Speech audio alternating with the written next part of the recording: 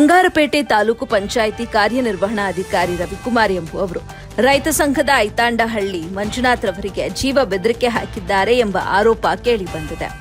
ಬಂಗಾರಪೇಟೆ ತಾಲೂಕು ಪಂಚಾಯಿತಿ ಕಾರ್ಯಾಲಯಕ್ಕೆ ಸಂಬಂಧಪಟ್ಟಂತೆ ವಿವಿಧ ಸರ್ಕಾರದ ಅನುದಾನಗಳಲ್ಲಿ ನಡೆದಿರುವಂತಹ ಭ್ರಷ್ಟಾಚಾರ ಹಾಗೂ ಕಾರ್ಯನಿರ್ವಹಣಾಧಿಕಾರಿ ರವಿಕುಮಾರ್ ಅವಧಿಯಲ್ಲಿ ನಡೆದಿರುವ ವಿವಿಧ ಕಾಮಗಾರಿಗಳು ಮತ್ತು ಈ ಖಾತೆಗಳ ಬಗ್ಗೆ ತನಿಖೆ ನಡೆಸುವಂತೆ ಜಿಲ್ಲಾ ಪಂಚಾಯಿತಿಯ ಮೇಲಧಿಕಾರಿಗಳಿಗೆ ಐತಾಂಡಹಳ್ಳಿ ಮಂಜುನಾಥ್ ದೂರು ನೀಡಿದರು.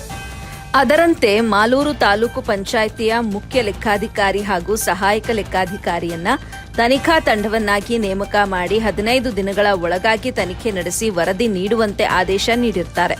ಆದರೆ ಇದುವರೆಗೂ ಯಾವುದೇ ರೀತಿಯಾದಂಥ ಕ್ರಮವನ್ನ ಕೈಗೊಳ್ಳದ ಕಾರಣದಿಂದಾಗಿ ಫೆಬ್ರವರಿ 20ರಂದು ಕೋಲಾರದ ಜಿಲ್ಲಾ ಪಂಚಾಯಿತಿ ಕಚೇರಿಗೆ ಈ ಬಗ್ಗೆ ವಿಚಾರಿಸಲೆಂದು ಭೇಟಿ ನೀಡಿದಂತಹ ಸಂದರ್ಭದಲ್ಲಿ ಬಂಗಾರಪೇಟೆ ತಾಲೂಕು ಪಂಚಾಯಿತಿಯ ಕಾರ್ಯನಿರ್ವಹಣಾಧಿಕಾರಿ ರವಿಕುಮಾರ್ ಬಂದು ನನಗೆ ಏಕವಚನದಲ್ಲಿ ಅವಾಚ್ಯ ಶಬ್ದಗಳಿಂದ ನಿಂದಿಸಿದ್ರಷ್ಟೇ ಅಲ್ಲದೆ ಜೀವ ಬೆದರಿಕೆಯನ್ನ ಹಾಕಿದ್ದಾರೆ. ಹೀಗಾಗಿ ಇನ್ಮುಂದೆ ನನಗೆ ಅಥವಾ ನನ್ನ ಕುಟುಂಬಸ್ಥರಿಗೆ ಯಾವುದೇ ತೊಂದರೆ ಅಥವಾ ಪ್ರಾಣಹಾನಿ ಆದಲ್ಲಿ ಅದಕ್ಕೆ ಕಾರ್ಯನಿರ್ವಹಣಾಧಿಕಾರಿ ರವಿಕುಮಾರ್ ಅವರೇ ನೇರ ಕಾರಣರಾಗಿರುತ್ತಾರೆ ಎಂದು ದೂರಿನಲ್ಲಿ ಐತಾಂಡಹಳ್ಳಿ ಮಂಜುನಾಥ್ ಉಲ್ಲೇಖ ಮಾಡಿದ್ದಾರೆ. ವರದಿ ಇಲಿಯಾಸ್ ಪಾಷಾ, ಎಬಿ ನ್ಯೂಸ್ ಕನ್ನಡ, ಬಂಗಾರಪೇಟೆ.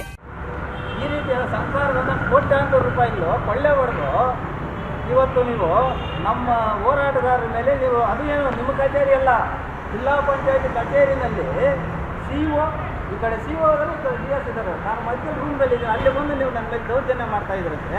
ನೀವು ಯಾವ ಮಟ್ಟಕ್ಕೆ ನಾವು ಇಲ್ಲಿ ನ್ಯಾಯ ಕೇಳಬೇಕು ಏನು ಅನ್ನೋದು ನಮಗೂ ಅರ್ಥ ಆಗ್ತಾ ಇಲ್ಲ. ದಯವಿಟ್ಟು ಇದು ನಾನು ಏಕ ಉದ್ದೇಶ ಹೇಳ್ತಾ ಇದ್ದೀನಿ ಅಂತಂದರೆ, ಇದು ನಾನು ಏನಾದರೂ ಆ ರೀತಿ ಏನಾದರೂ ಅವ್ರ ವಿರುದ್ಧವಾಗಿ ನಾನು ಅವ್ರ ಹತ್ರ ಯಾವುದಾದ್ರೂ ಲಂಚಕ್ಕೆ ಬೇಡಿಕೆ ಇತ್ತು, ನಾನು ದುಡ್ಡು ಕೇಳಿ ಅವ್ರ ಹತ್ರ ದಾಖಲೆ ಇತ್ತು, ಕಾನೂನಲ್ಲಿ ಏನು ಕ್ರಮ ತಗೊಳ್ತಿದ್ರೆ ನಾನು ಅದಕ್ಕೂ ಬದ್ಧ ಇದ್ದೀನಿ. ಅವ್ರು ಹೇಳಿದ್ದಾರೆ ನನ್ನ ಹತ್ರ ಇದೆ, ನನ್ನ ಹತ್ರ ಬಂದು ಬೇಡಿಕೆ ಇಟ್ಟಿದೆ ಅಂತ ಹೇಳಿದ್ದಾರೆ ನನಗೆ. ಬಟ್ ಆದರೆ ಅವ್ರ ಹತ್ರ ಇಟ್ಟು ಮಾಡಲಿ, ಯಾಕಂತಂದರೆ ಅದು ನಾನು ಬದ್ಧ. ಯಾಕಂದರೆ ನಿಮ್ಮ ಕರ್ತವ್ಯ ತಂಡದಲ್ಲಿ ಒಬ್ಬ ಅಧಿಕಾರಿಗೆ 357 ಕೊಟ್ಟಿದ್ದಾರಂದರೆ ಅದು ಇಂಥವರಿಂದ ದುರುಪಯೋಗ ಆಗ್ತಾಯಿದೆ. 350 ಕೊಡೋದು ಏನು ಕೊಡ್ತಾರಂತಂದರೆ, ಒಬ್ಬ ಅಧಿಕಾರಿಗೆ ತೊಂದರೆ ಕೊಟ್ಟರೆ ಯಾರಾದರೂ ಕೊಟ್ಟರೆ ಆ ಅಧಿಕಾರಿ ಕಾಯ್ದೆನೇ ಹಾಕಿ ಕೊಟ್ಟಿರ್ತಾರೆ. ದೂರದಲ್ಲಿ ಏನಿದೆ ಅಲ್ಲಿ ಒಂದು ಸ್ಥಳ ಪರಿಶೀಲನೆಗೆ ಹೋಗ್ತಾರೆ, ನನ್ನ ಇದರಲ್ಲಿ ಆಗಲ್ಲ ಅಂತ ನಾನು ದೂರದಾರ ಹೊಟ್ಟೋಗ್ತಾರೆ. ಆ ಸಂಬಂಧಪಟ್ಟ ಕೆಲ ಅಧಿಕಾರಿ ಪೀಡಿವಾಗಿ ಹೇಳ್ತಾರೆ ಅವರು, ಈ ಥರ ಬಂದಿದ್ದೀವಿ ಮಾಡಿದ್ದೀವಿ, 350 ಕಾಯ್ದೆನಲ್ಲಿ ಒಂದು ಕೇಸ್ ಹಾಕಿ ಅವ್ನು ಜೈಲಿಗೆ ಕಳಿಸೋದು ಒಂದು ಇದೇ ಮುಗ್ದೋಗುತ್ತೆ ಅಂತ ಹೇಳಿಬಿಟ್ಟು ಸಾರ್ವಜನಿಕವಾಗಿ ಹೇಳ್ತಾರೆ. ಏನು 353 ಕಾಯ್ದೆ ಇವ್ರಿಗೊಬ್ಬರಿಗೆ ಕೊಟ್ಬಿಟ್ಟಿದ್ದಾರಾ?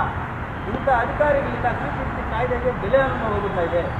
ದಯವಿಟ್ಟು ಇದನ್ನು ಮೇಲಧಿಕಾರಿಗಳು ತನಿಖೆ ಮಾಡಿ ಅವರನ್ನ ಕೂಡಲೇ ಅಮಾನತುಗೊಳಿಸಿ ತನಿಖೆ ನಡೆಸಿಲ್ಲ ಅಂತಂದರೆ ನಾನು ಮುಂದಿನ ದಿನ ನಾನು ಜಿಲ್ಲಾ ಪಂಚಾಯತ್ ನಿರಂತರವಾಗಿ ಹೋರಾಟ ಮಾಡಿಕೊಂಡು ನಾನು ನ್ಯಾಯ ಪಡಿಸಬೇಕಾಗುತ್ತೆ ಅಂತ ಕೂಡ ನಾನು ಇಂಥಾದ್ರಿ ಮಾಧ್ಯಮಗಳಲ್ಲಿ ನಾನು